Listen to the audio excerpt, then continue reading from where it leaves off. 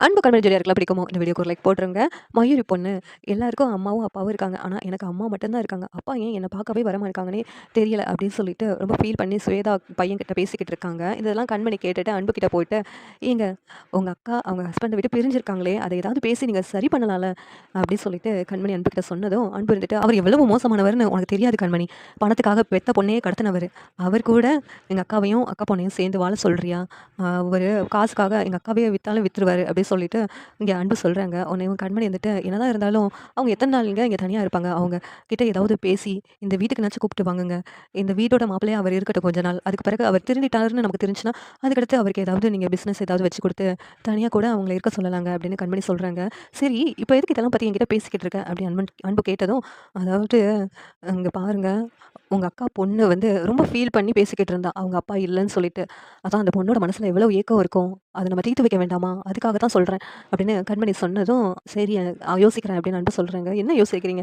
இப்பவே வாங்க நம்ம அந்த அண்ணன்கிட்ட பேசலாம். பேசி எப்படியாவது இந்த வீட்டுக்கு கூட்டு வரலாம் அப்படின்னு சொல்லிட்டு கண்மணி சொன்னதும், அன்பு, கார்த்திக், கண்மணி 3 பேரும் மயூரியோட ஹஸ்பண்ட பார்க்கறதுக்காக போறாங்க. அங்க போனதும் மயூரியோட ஹஸ்பண்ட் இருந்துட்டு, அவங்க மனசு திருந்திடுறாங்க. வாங்க வாங்க என்ன திடீர்னு வந்திருக்கீங்க அப்படின்னு சொல்லிட்டு கேட்குறாங்க.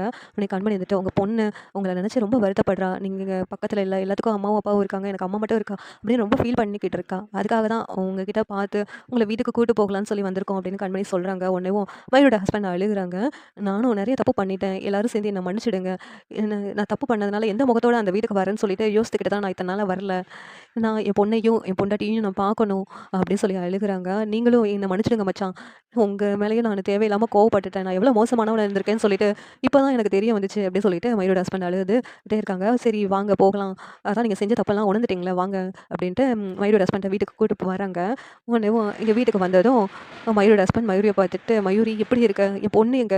எப்புட்றா இருக்க?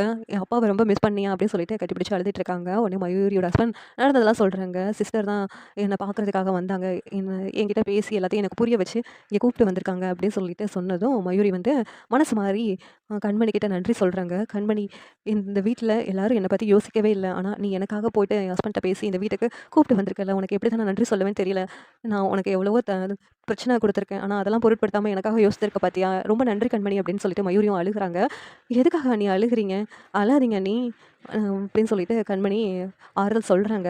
இங்க எல்லாத்துக்கிட்டயும் மயூரியோட ஹஸ்பண்ட் என்ன மன்னிச்சுடுங்க. நான் பெரிய தப்பு பண்ணிட்டேன் அப்படின்னு சொல்லிட்டு எல்லாத்துட்டயும் சாரி கேட்குறாங்க. இந்த சீரியல் எப்படி இருந்தா நல்லாருக்கும் நீங்க நினைக்கிறீங்கன்னு கமெண்ட் பண்ணுங்க. இந்த வீடியோ பிடிச்சிருந்தா லைக் பண்ணுங்க, ஷேர் பண்ணுங்க, சப்ஸ்கிரைப் பண்ணுங்க.